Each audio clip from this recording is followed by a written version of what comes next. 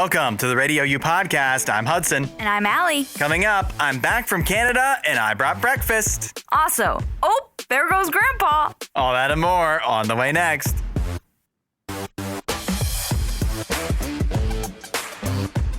I hate to say it. Summer's over. Pack it up. It's football season now.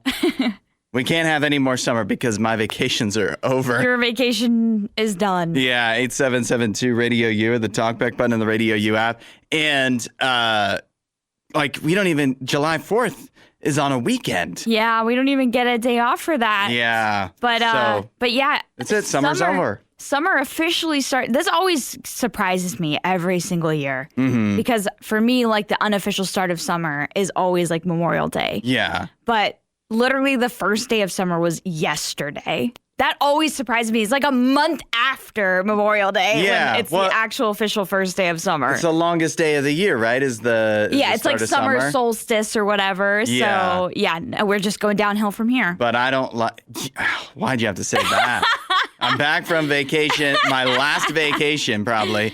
And yeah, the days are just going to get shorter. They're going to get shorter from here on out. What a kick in the kneecap. Although it doesn't quite feel like they get shorter. I feel it's like, very gradual. Yeah, and I do feel like, as the summer continues, it'll still be light at 9 o'clock or whatever. And the good news is we are the longest day just passed us by, but we are the furthest point we can be from the shortest day of the year. That's true. So that's actually good when you think about it that way. Yeah, that's true. But my vacations are done now, my summer trips. I went to Niagara Falls this weekend or this past week. Yes, how was it? I had a lot of great experiences that we'll get to many throughout the show. Okay. One of the main experience, besides the falls, of course, was that there's a place at Niagara Falls called Bird Kingdom. Okay. And when I was at Bird Kingdom, they let me interview a bird. A bird? Yeah, because parrots can talk. Oh, parrots. Yeah. Okay. So I got to interview a parrot named JoJo. Obviously, I recorded it. And so I have the interview with JoJo, the parrot, here. Let's go. Hey, it's Hudson from Radio U. I'm here at Bird Kingdom at Niagara Falls with JoJo, the parrot. JoJo, hello. Hi, JoJo. You are on the radio right now. Isn't that crazy? All right, JoJo, do me a favor since you're getting your big radio debut. Can you say Radio U for me? JoJo, say Radio U. Radio U. I've been defeated by a parrot. Okay, thanks, JoJo. Can I have a kiss? He wouldn't say Radio U, but he would kiss me. Aw, so cute. I know. And I was disappointed that he wouldn't say Radio U because... Doesn't it take parrots quite a while to learn new words? Like they have to hear it a lot? Depends, I guess. Yeah. They have to hear... They were also telling me that like the parrots will imitate your voice. Oh. That like if you go on TikTok and stuff and watch parrots and the people that talk like...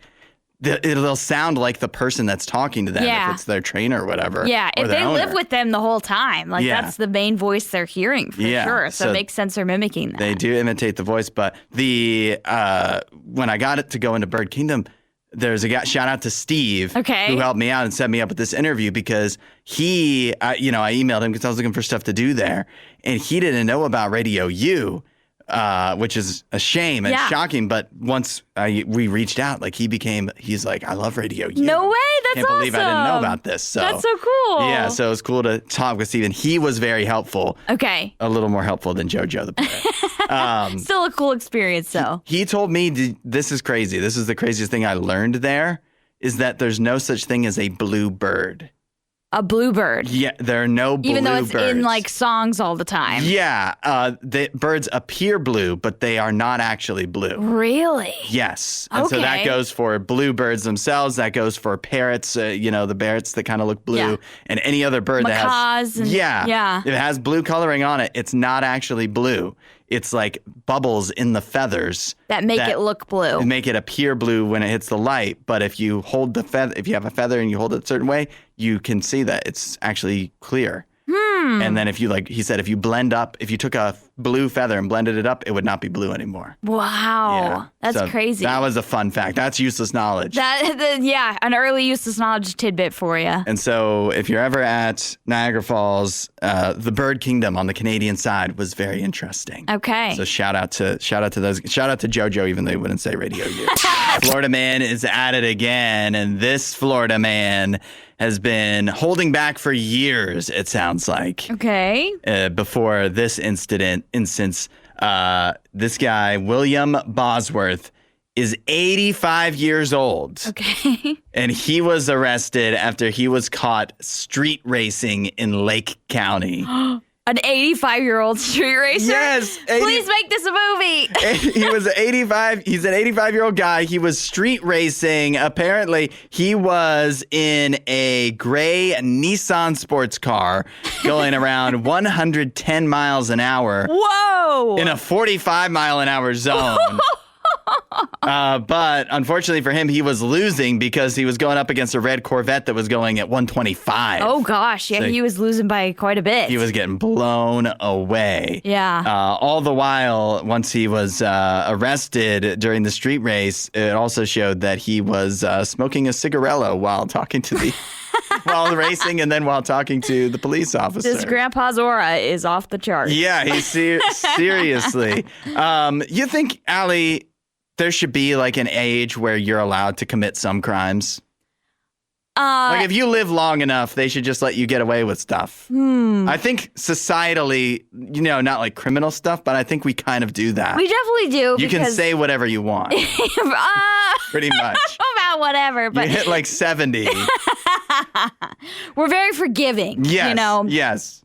We will extend a lot of grace. But I do think there is something to that because I know there have been times where I've met like a person that's elderly, like in their late years, and they want to eat like certain things that are just like, oh, if this was a meal for a person on a regular day, we'd be like, absolutely not. You can't do that. But like somebody that's lived a full life, we're like, go ahead, enjoy that thing. My grandfather, before he died, he was like eating fudge as a meal. Yes, yes, that's exactly what I'm talking about. Like M&Ms or something. He went to my parents took him to a buffet, and he like only went to the dessert section. Let him live. Let him live. I'm totally for that. I was just with my other set of grandparents that are still with us. And they were with us at Niagara Falls. Yeah. And if they were, like, they're in their 80s, if they were caught street racing, I'd be proud. I'd be like, good, good for you having fun. And if they were arrested, I'd be thoroughly upset. Where if one of my brothers was caught street racing, I'd be like, what are you doing? Yeah. I'd be mad at them. Yeah. But if my grandparents got caught street racing, I'd be mad at the police. I'd be like, let them go. Yeah, let them go. It's fine. They're older. They got places to, like, they need to get where they're going in a hurry. He doesn't even understand really what's going on. Yeah. He just was like, oh, we're going fast now. Yeah. I think you're right that this should be a movie, and I think this guy should get off the hook, and in fact, he should be mayor for a day of Lake County. Give him the keys to the city. Yeah, this is what we should all aspire to be when we are 85. Yep. And able to commit, like, we should be able to commit certain crimes. I really think that. I'm holding all my crimes back till I turn 85. I actually had to do a double take when I saw this news come through yesterday that we're getting a sequel to How the Grinch Stole Christmas. I saw this too. 8772 RadioU or the talkback button in the RadioU app. And Jim Carrey is back.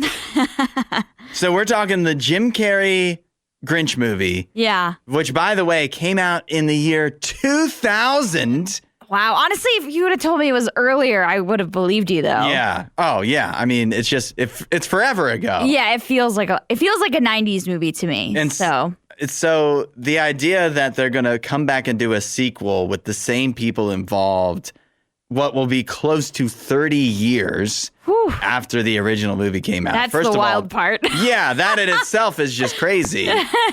But so it's not just Jim Carrey either. Ron Howard, who directed the original movie, is also going to be back. Okay. As a director. Great. he's producing it as well, Ron Howard with Brian Grazer. And then the writers include Alec Berg, Jeff Schaefer, and David Mandel. Pretty big name, right? Like they've got a lot of impressive credits. A lot of credits to their name. So this is going to be a big deal. They said it was the highest grossing film in the U.S. in the year 2000. And it won an Oscar for Best Makeup. Oh, yeah. The makeup is really iconic in that movie. Like the whole design of everything. Yeah. But that's the other reason. Obviously, it's been so long. But that's the other reason I'm shocked that Jim Carrey is coming back to do it, because they say it took hours to put on his costume. Yeah, for him to every day for shooting to have to put all the prosthetics and stuff on. And it said he actually had to do like special coping techniques and stuff to be able to handle being made up like that, sitting in still for so long to get put up that way in the first place. Yeah. And then, like having all that stress of wearing that, like it was a very difficult experience. And he's been pretty open about that, but I guess they threw enough money at him that he couldn't refuse. He's like, worth trying it again. Yeah. Maybe they could do it in a way that's better in the year 2027, I'm assuming, is when they might start filming this.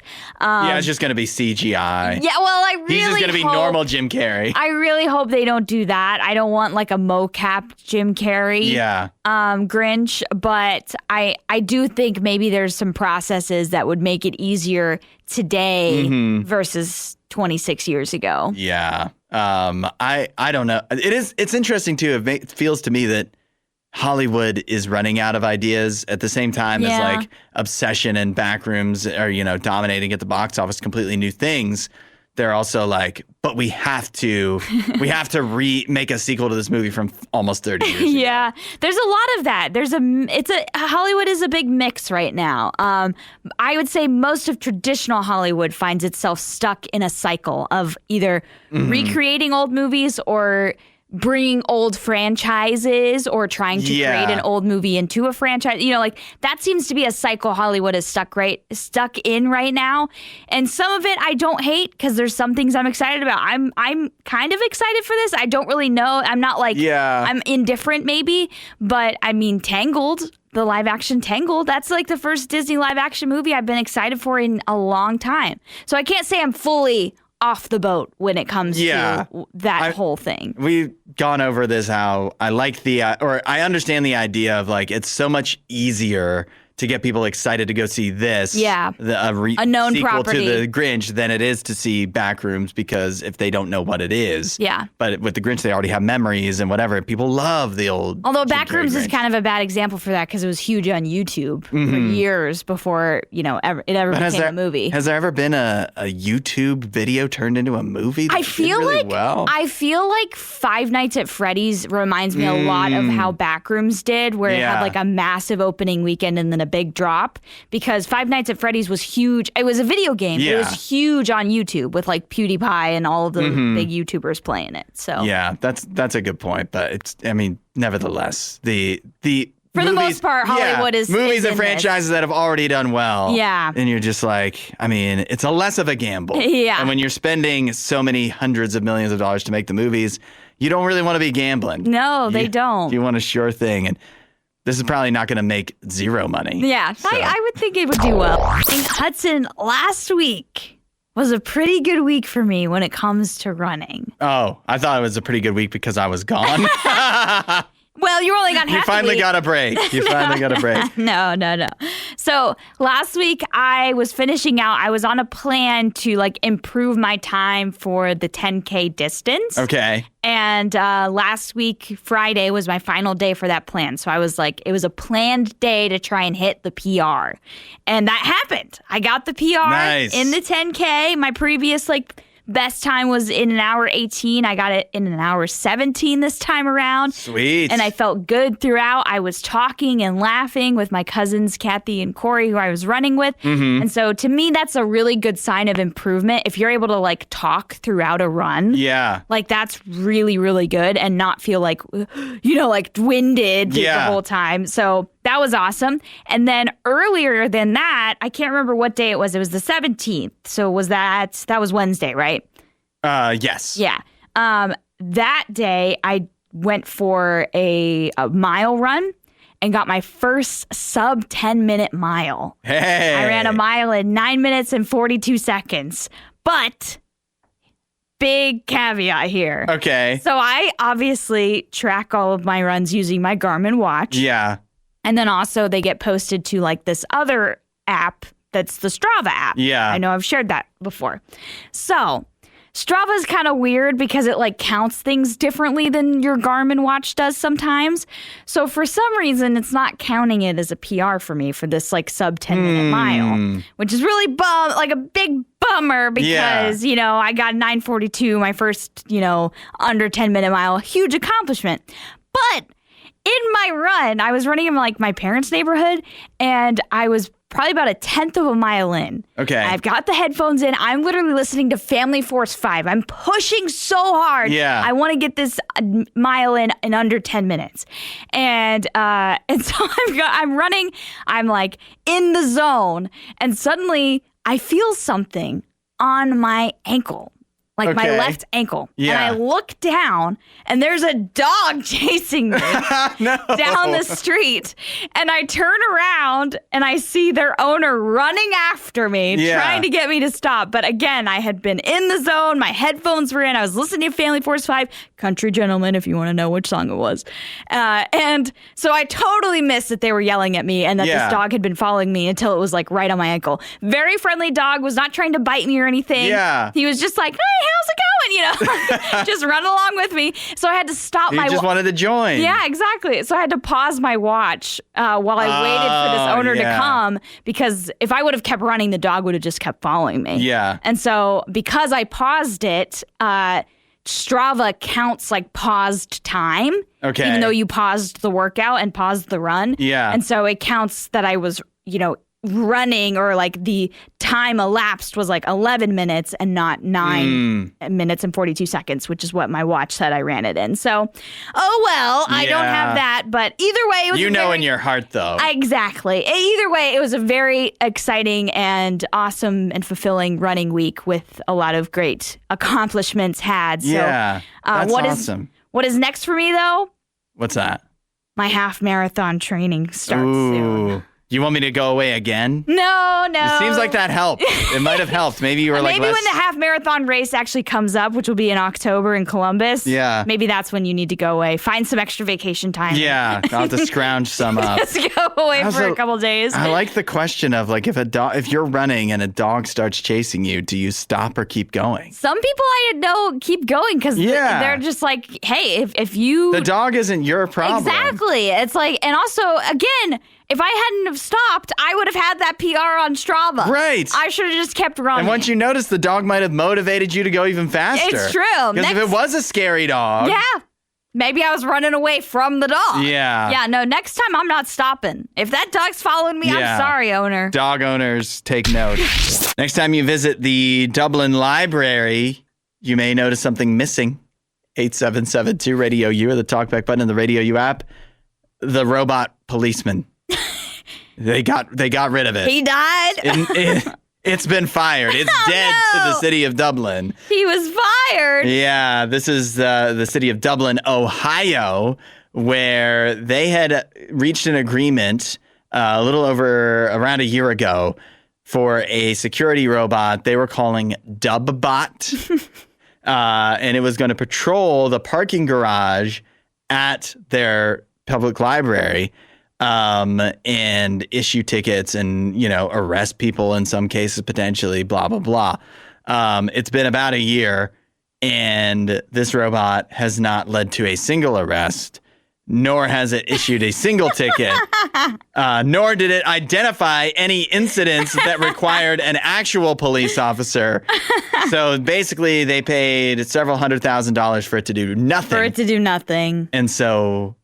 After about 10 months, that's when they said enough is enough, and they've returned the RoboCop to its manufacturer. I think that's the right move because, listen, as people that live in the beautiful Columbus, Ohio area, we know how insane the drivers are here. They truly are the worst. There's no chance that... There's no chance no incidents happened. This parking garage has not been crime-free for a year. There's no way there wasn't any crazy drivers doing some crazy things in this parking garage. Bad park jobs. Oh, yeah. Something had something to be worth issuing a ticket or a citation or something. And to me, part of the advantage of the RoboCop would be that it could patrol 24/7. Yeah. That it'd always have its eyes open. Yep. And so if somebody parked there overnight and they weren't supposed to, or did something and, maybe an officer didn't happen to be on patrol, this RoboCop should be catching it. Yes. And it didn't. Yes. And so it's a massive failure. So goodbye to that robot. Yeah, that robot's like more expensive than a regular like police officer. There's no way. Salary. Yeah, exactly. There's no way they're paying any police officer $200,000 at least to patrol this parking lot as much as they're paying this robot. Yeah, there's no way. So maybe like a private eye, not a private eye, but like an Yeah, like, a detective. Yeah, like the SWAT team. Yeah, like high risk, high hazard pay, and all of that. But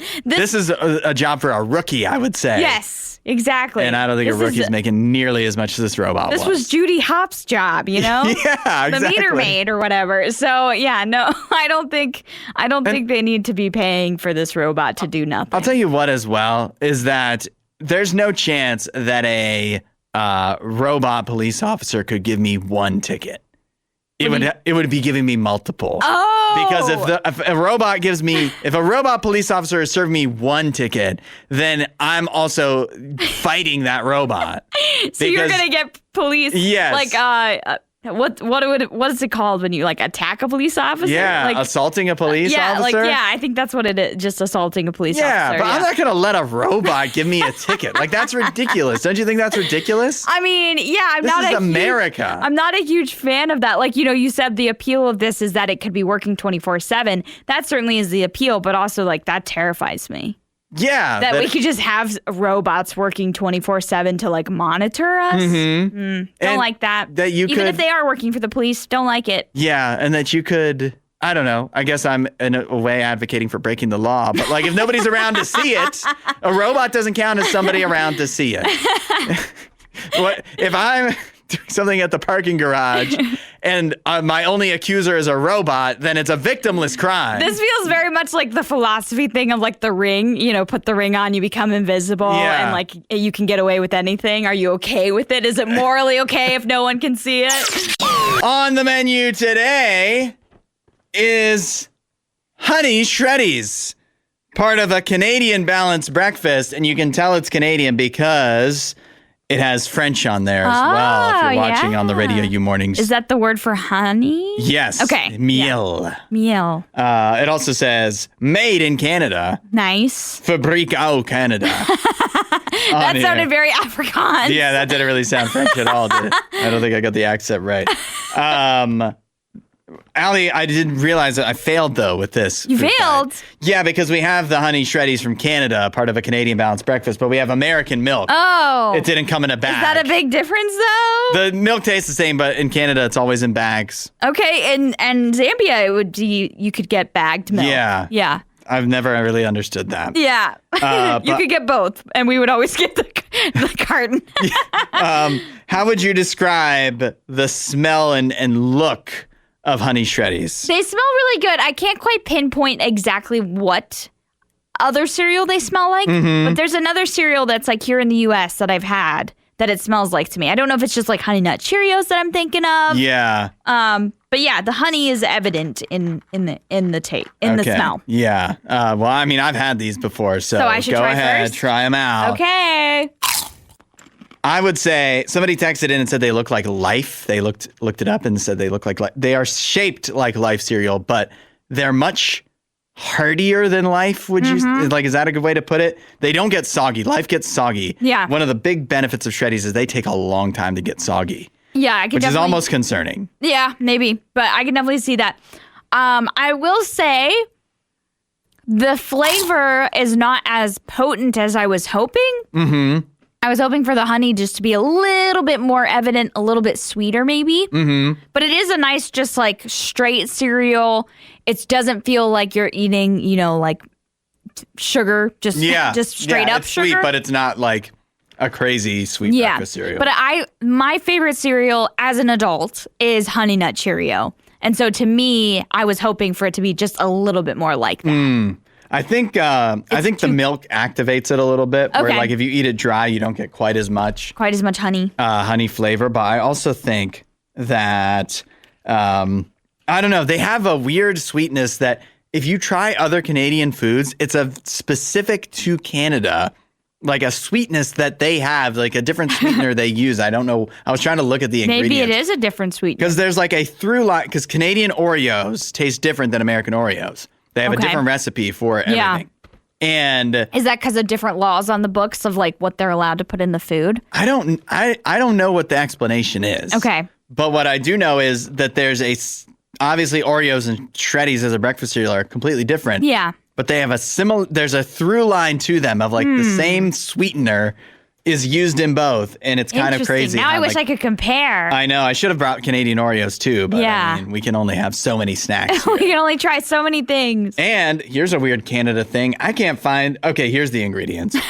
So whole grain wheat, sugar, honey, barley malt, extract. That's a sweetener. Anyways, that's it. No, there's more. But okay. It's all like, that's impressive. Thaumates and BHT added to preserve freshness, vitamins and minerals, and then it lists all the vitamins and minerals.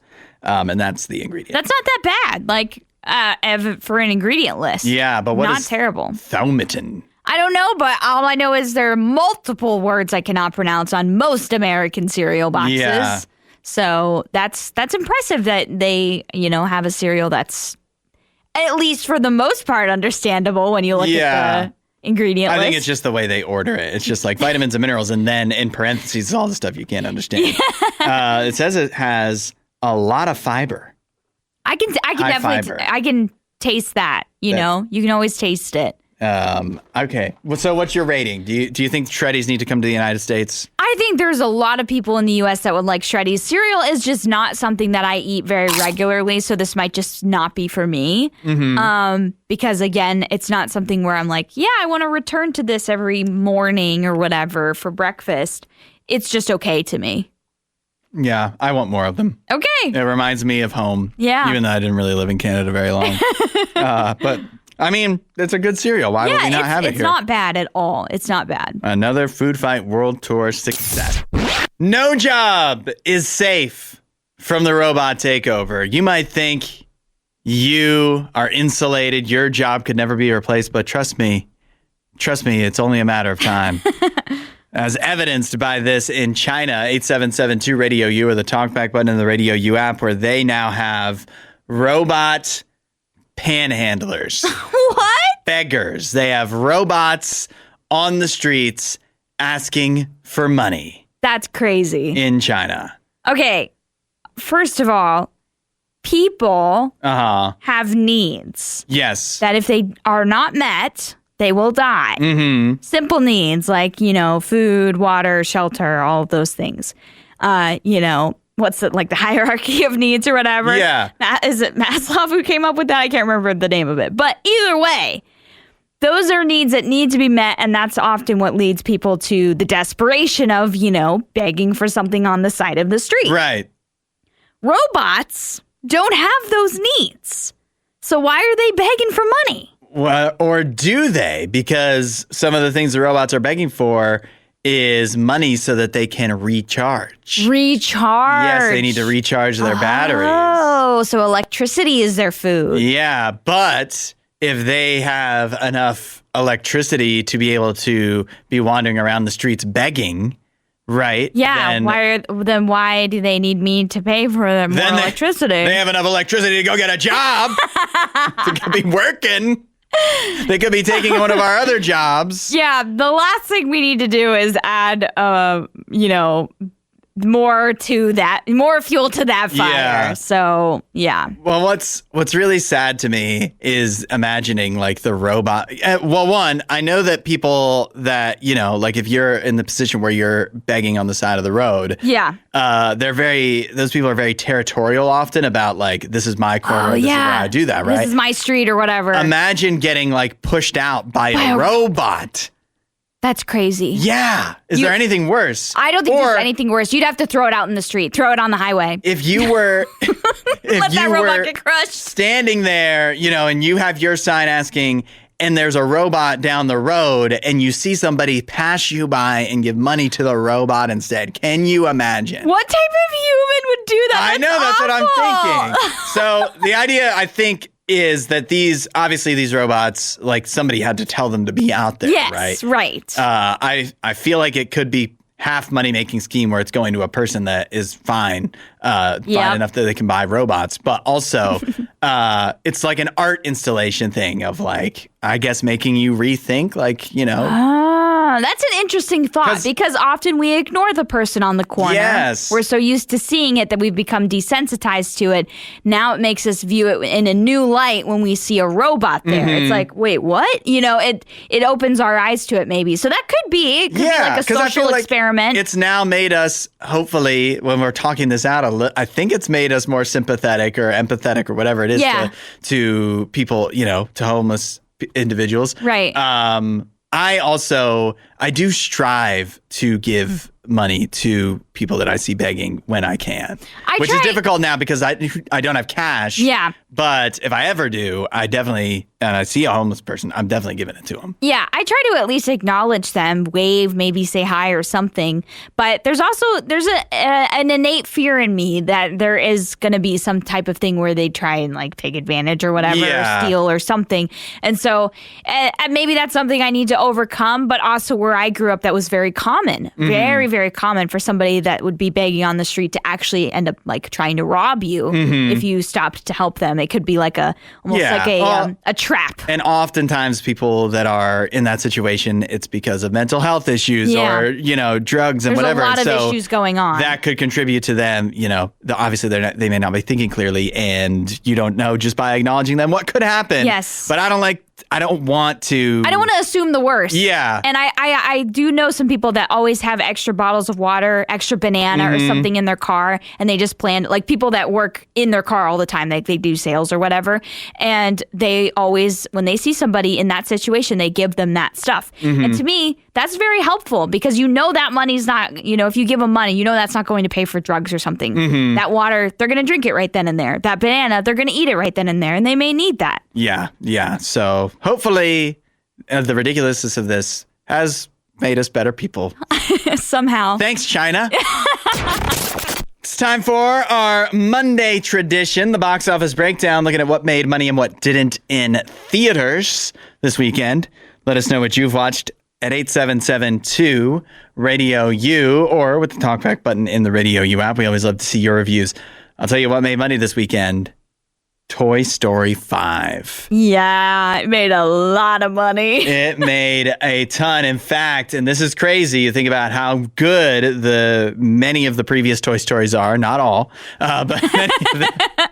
And yet, Toy Story 5 has had the biggest box office opening weekend in franchise history. Ever. Yeah. Wow. I would think Toy Story 3 would have had the top. Yeah, I would have thought so too. But Toy Story 5 did make an insane amount of money this weekend. Obviously, over time, the box office numbers just continue to, go inflate. Up and up and up, Inflation is running rampant, but... Adjusted for inflation, Toy Story 3 actually has it or something. Yeah, probably, but Toy Story 5 made $160 million in its opening weekend in just North America alone. Crazy. Yeah, people were definitely ready to see more Toy Story despite the failure of Toy Story 4.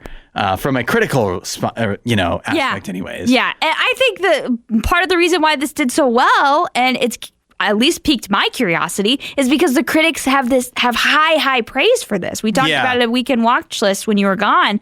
Like, the reviews for this are really good. Yeah, and despite, I think, a very commonly held opinion that Toy Story 4 is not good, it still made over $1 billion total at the box office. That's crazy. So despite it, because everybody at that time was like, oh, we got to give it a chance. And so we gave it enough of a chance, and it wasn't so bad that everybody's like, I'll never watch Toy Story again. Right. So Toy Story 5, number one, $160 million in the U.S. alone. Let us know your thoughts if you've seen it at 877-2 Radio U. Number 2, Allie, was Still Disclosure Day. Okay. It hung in there, 17 million. And then Obsession still hanging in there as well, 14 million. All right. To get at third place. Okay. Have you watched anything as of late? I have. I kind of snuck this into weekend watch list, but the new season of House of the Dragon debuted, aired last night on HBO Max. Okay. Well, we'll have to get your thoughts on that. And I, despite the fact that I've been on vacation, I do have a movie to bring to everyone's attention. Oh, as well. To bring to our attention. Yeah.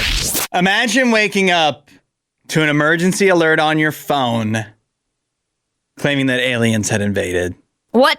8772 Radio U or the talkback button in the Radio U app. This just happened to many individuals in Brazil. Okay. They got an emergency alert in the middle of the night, and it was claiming that there was unidentified flying objects detected, and it was urging citizens to take immediate precautions.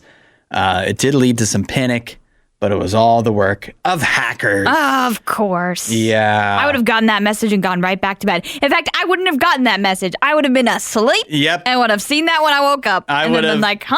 I would have missed it because I've definitely turned off the emergency alert noise on my phone. Same here. And it is crazy when we kind of have to have it off for radio. Yes, I was going to say, when we work in a radio job, we can't have like the emergency alert system on our phone while we're on the radio. But even if I didn't, I probably still would want it off. Because overnight, I need rest. I need my rest. And if there's something coming at me, I guess, it's not worth interrupting my sleep for. Yeah. Yeah. I'll take my chances. You'll take your chances. If the aliens, if the aliens are here already. Right. Exactly. I'm done for. I'm going back to bed. I don't care. If this is how it all ends, this is how it ends. Yeah. But yeah, I would go back to bed. Did they find the people that did this though? I don't know, actually. I don't know if they've actually caught these people. Okay. I need to do some more research. I have other information, but I don't have that in front of me of if the people... It says that they've launched an investigation into how the system has been compromised, but I don't think they've caught anybody yet. That makes it sound like they don't know a culprit, at least not that they can actually arrest. Yeah, they know somebody hacked in and they were able to share that it was fraudulent, like immediately after confirming that it was fraudulent. So hopefully that didn't cause too much panic. But they don't know who did it. I'm wondering, though, if you're a hacker, what's the point of this? I know. I think a lot of hackers are just like kids. Uh-huh. They're just young kids that have too much time on their hands. Yeah. And so they're like, hey, wouldn't it be funny if I said aliens were invading?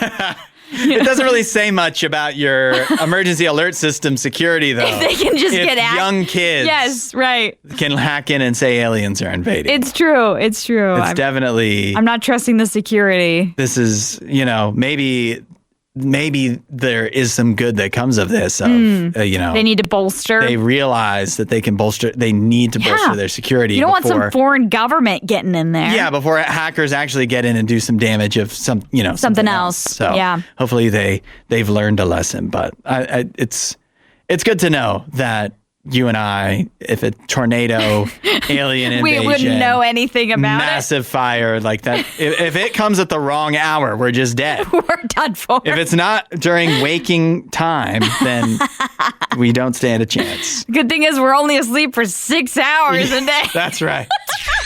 A funny observation that I've heard from comedians. I mean, this itself is it's not like laughing funny. Okay. But it's interesting, I guess, how many people I've heard say this, where a comedian would be struggling with mental health, like depression.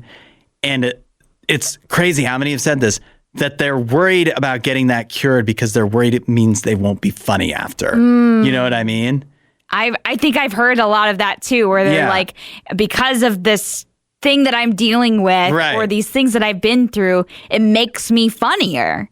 And if I don't have that experience, if I don't have those things anymore, maybe I'm not funny. Yeah. So that can, there's definitely been cases of comedians where I think they hold on to that too long. Yeah. Because, they're being funny is their livelihood and it's what, and it's their way of coping, I suppose, as well. Yep. But if you lose that, if you get your depression cured or treated anyways, what if what happens afterwards is you're a totally different person? Yeah. And that person isn't funny and you don't have a job anymore, and then maybe that makes you depressed. Maybe. I don't know. Like obviously depression messes with your mind. Yeah. And it makes you think crazy things. And if we said any other like disease, if it was like, I'm worried if I get cancer cured, if I cure I'll never be the same. Yeah, I won't be funny anymore. That'd be crazy. But I've heard so many comedians say this that it's definitely, there's, not validity that it's true, but it's validity in their mind at the time. And I don't know what the numbers are, but to me, depression it can be deadly, like a cancer. And so